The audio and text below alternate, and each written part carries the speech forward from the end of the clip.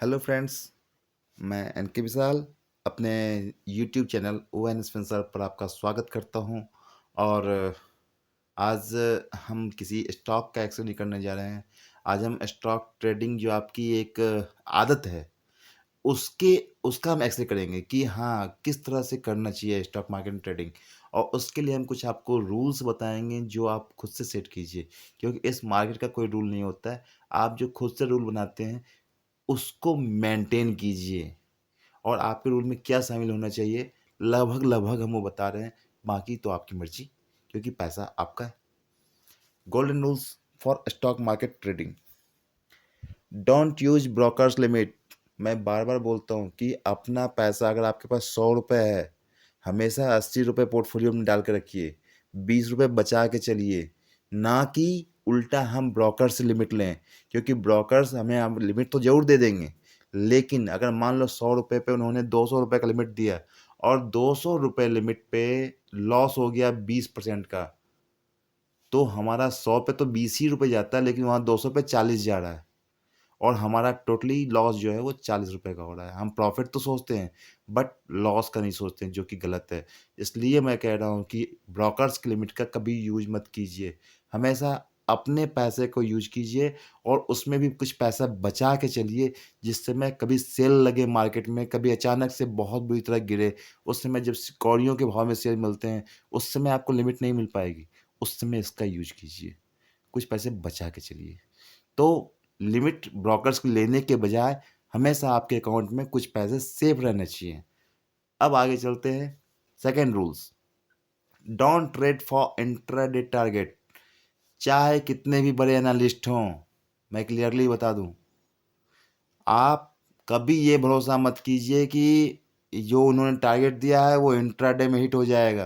क्योंकि इंट्राडे में हिट होना कोई भी एनालिस्ट गारंटी नहीं दे सकता। ये लिख लीजिए। क्योंकि हमें हमारे जो गुरु रहे हैं इस मार्केट में, उन्होंने केवल एक बात समझाई है। स्टॉक मार्केट में केवल स्टॉक मार्केट की भाषा को केवल दो आदमी समझते हैं, भगवान या गधा। भगवान जो है वो हम लोग को दिखते नहीं हैं, वो बताने नहीं आते हैं। और गधा जो है उसकी भाषा हम लोग नहीं समझ सकते। तो इसलिए ये कभी कभी सोचते हैं अगर आप कि नहीं, यस, हम जो है ना, ये इंटरनेट टारगेट मिला है, ये तो हिट हो ही जाएगा, ये भूल जाइए। अगर आपको लगता है यस ये टारगेट बनता है, आप लीजिए, लेकिन एज ए डिलीवरी, और वही आपको काम आएगा। क्योंकि डिलीवरी में लेने के बाद आपको कोई दिक्कत नहीं होगी। आगे आते हैं। Don't do short cell. Market कितना ही पता हो गिरने वाला है, ये नास्डैक गिर चुका है 1000 पॉइंट्स, ये गिर चुका है, उससे मतलब नहीं रखिए। क्योंकि हर एक मार्केट का कुछ अपना भी फलसफा होता है। और गलती से आप स्टॉक में आपने करते हो शॉर्ट सेल, तो आपको सेम डे देना पड़ेगा वापस खरीद के, नहीं तो ऑक्शन हो जाएगा।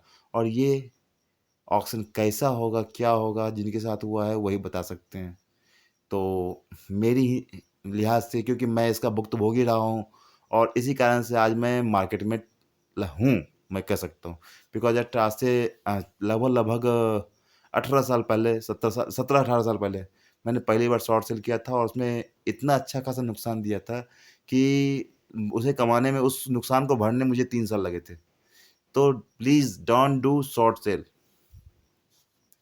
Now fourth number, don't trade in F and segment, future and options.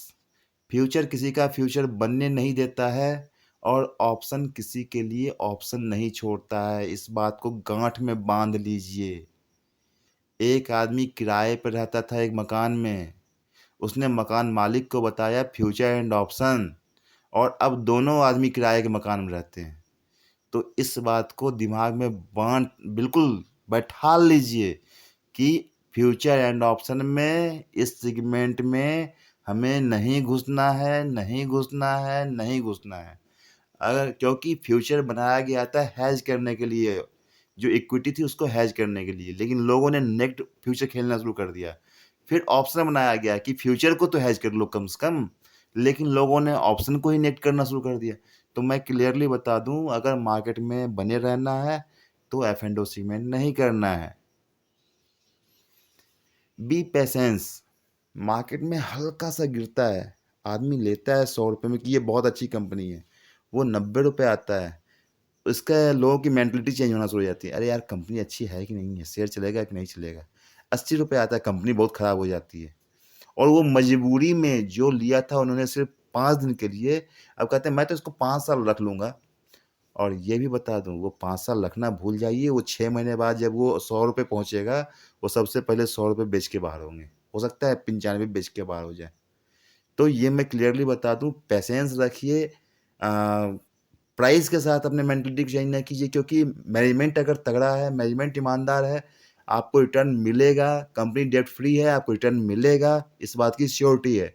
और जो चीज़ 100 रुपये में अच्छी लग रही थी, वो 80 रुपये में क्यों नहीं अच्छी लगती है। तो ये एक मेंटलिटी को चेंज कीजिए, पेशेंस बना के रखें। Don't be greedy. अब अगर आपके पास टारगेट आया, मान लो 100 रुपये का कि 120 तक जाएगा, और गलती से वो 120 पहुंच गया एकदम धरले से, तो ये मत दिमाग में उठा लिया, अरे अब तो 140 जाएगा, अब तो 140 बेचना है ना। आप अपना एक टारगेट सेट कीजिए, मुझे इतने भाव पे निकलना है, और उस भाव पे आपको निकल जाना है। उसके बाद नहीं सोचना है कि क्या होगा नहीं होगा, कुछ नहीं, खत्म। अपने पोर्टफोलियो से वो स्टॉक खत्म किया तो किया, कहानी खत्म। मेंटेन डिसिप्लिन, ये भी एक बहुत बड़ी बात है। अपने आप को, क्योंकि डिसिप्लिन में आदमी रह नहीं पाता है।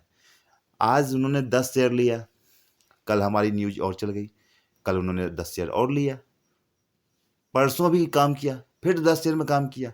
ऐसे करते करते फाइनली जब 10वें दिन जो है ना, अरे यार विशाल सर की न्यूज़ तो ताबड़तोड़ चल रही है, 9 दिन लगातार चल रही है, आज ऐसा करो आज 500 शेयर में काम करेंगे। उस दिन हो गया स्टॉप लॉस, और आपने जो 9 दिन में कमाए थे 90 शेयरों में, अगले दिन जो आपने 500 शेयर में नुकसान किया, पूरे महीने का आपका प्रॉफिट गया। तो डिसिप्लिन मेंटेन कीजिए। आप अपने जो पोर्टफोलियो है, किसी भी कोई भी कुछ कह दे कि हाँ, कितना ले लीजिए, उसका इतना ले लीजिए, उसका उतना ले लीजिए, लेकिन ना 4% या 5%, इससे ज़्यादा एलोकेशन किसी भी शेयर को कभी मत दीजिए। अपने आप में एक डिसिप्लिन मेंटेन रहना चाहिए। Understand power of allocation. आप जो किस सेक्टर में जो एलोकेशन अभी मैंने जस्ट बताया आपको, 4 से 5% ज़्यादा एलोकेट कभी मत कीजिए, क्योंकि ज़्यादा अगर आपने एलोकेशन कर दिया, उसके बाद पता नहीं क्या होगा। आपको लगा अरे अचानक से बहुत चल रहा है, टाटा पावर का धूम चल रहा है, और एक ही बार में आपने पूरा का पूरा जो है पूरा पैसा उसी में डाल दिया, फिर क्या हुआ, अचानक से वो रुक गया। अरे यार अब क्या होगा। बिकॉज आपने खुद देखा, टाटा पावर में सितंबर क्वार्टर में 14 लाख रिटेल इन्वेस्टर थे, दिसंबर क्वार्टर में 31 लाख रिटेल इन्वेस्टर थे। मतलब जो ही दिसंबर में 31 लाख पहुंचे रिटेल इन्वेस्टर, वहीं पर टाटा पावर रुक गया, और वो 200 से 250 में घूमने लगा। अगर उससे पहले वो इतनी तेज भाग रहा था जो आप सोच भी नहीं सकते।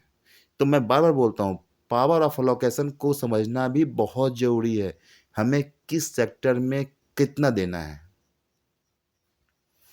Don't be panic. अभी 4 दिन जो मार्केट गिरा है, हमारे पास लाइन लग गई है।